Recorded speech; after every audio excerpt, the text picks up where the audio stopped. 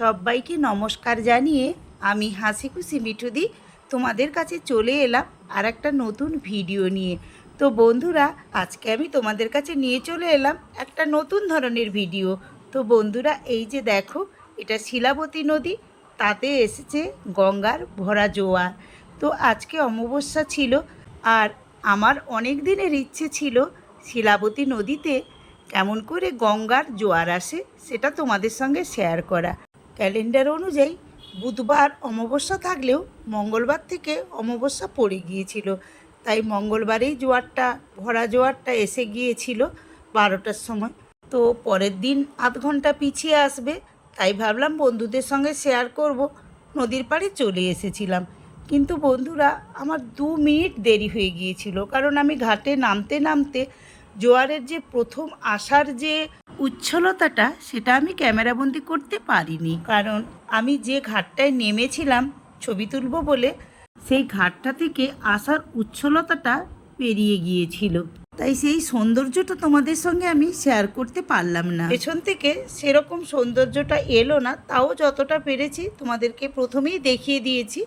তো দেখো, এখন আস্তে আস্তে জলটা বাড়ছে, আর তোমরা নিশ্চয়ই জানো আমার বাড়ি ঘাটালে, তাই আমি ঘাটাল থেকেই তোমাদের সঙ্গে শিলাবতী নদীতে গঙ্গার জোয়ার আসাটা শেয়ার করছি। তো ওই যে দেখো, দূরে ব্রিজ দেখা যাচ্ছে, আর ভাষাপুলটা থেকে আমি অনেকটাই দূরে রয়েছি, তাই ভাষাপুলটা ঠিকমতো আমার ক্যামেরাতে আসছে না, তাই ভালো করে তোমাদেরকে দেখাতে পারলাম না।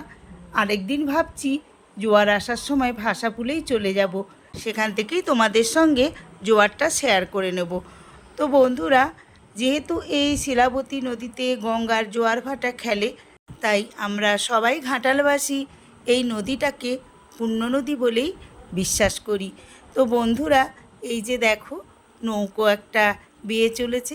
তো নৌকোটা দাঁড় বাইতে হচ্ছে না, তোমরা দেখতেই পাচ্ছ কেমন জোয়ারের জলে একাই চলে যাচ্ছে আপন মনে, মাঝি শুধু দিকটা নির্ণয় করে চলছে। ভারী সুন্দর লাগছে দেখতে। তো বন্ধুরা, যে কথা বলছিলাম, এই নদীতে না পৌষ সংক্রান্তির সময় অনেক পুণ্যার্থী দূর দূরান্ত থেকে স্নান করতে আসে। আমরাও একবার এসেছিলাম চান করতে। তো বন্ধুরা দেখো, জোয়ারটা কেমন সুন্দর করে ঢুকছে, আশা করছি তোমরা দেখতে পাচ্ছ। জোয়ারটা তো এই দেয়া শুরু করেছে, তাই গঙ্গা তার বুকে করে অনেক আবর্জনা নোংরা নিয়ে বয়ে চলেছে। তো বন্ধুরা, আমরা থাকতে থাকতেই এই নোংরাগুলো অনেকটাই পরিষ্কার হয়ে গিয়েছিল, আর আমরা যেই সিঁড়ির ধাপটাতে দাঁড়িয়েছিলাম না, ওটা আস্তে আস্তে একটা দুটো, আমরা থাকতে থাকতে 3খানা ধাপ ডুবে গেল। তারপরেই আমরা একটার পরে চলে এসেছিলাম বাড়িতে। তো দেখো কেমন একটু আগের চেয়ে পরিষ্কার হয়ে গেছে এখন নদীটা। তো বন্ধুরা, আমার আজকে এই যে শিলাবতী নদীতে জোয়ার আসার ভিডিওটা তোমাদের কেমন লাগলো বলো তো? ভালো লাগলে লাইক করে শেয়ার করে দিও। আর নতুন বন্ধুরা যারা আমার এই ভিডিওটা প্রথম দেখছো, আমার চ্যানেলটা প্রথম দেখছো, তাদের কাছে একটাই অনুরোধ, আমার চ্যানেলটিকে সাবস্ক্রাইব করে দিয়ে পাশে থাকা বেল আইকনটিকে অল করে দিবে, তাহলেই পরের ভিডিওগুলোর নোটিফিকেশান তোমাদের কাছে চলে যাবে। এই যে দেখো বন্ধুরা, ধাপটা আস্তে আস্তে করে ডুবে যাচ্ছে। ভারী মজা লাগছে এই ধাপ ডুবাটা দেখতে। নদী হব আমি, আমারে যাইও গো ভাইসা। এই নদীটা দেখতে না আমার ভীষণই ভালো লাগে। আমি মাঝে মাঝেই চলে আসি এই নদীর রূপ দেখতে। আর সকালে তো মর্নিং ওয়াক করতে বেরোই এই নদীর পাড়ে পাড়ে, তখনও আমি 2 চোখ ভরে নদীটা দেখতে দেখতে যাই।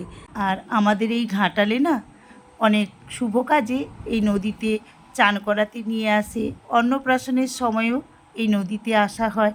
আর এই যে দুর্গা ঠাকুরের ঘট ওঠে সপ্তমীর দিন, সেদিনও নদীতে আসা হয়।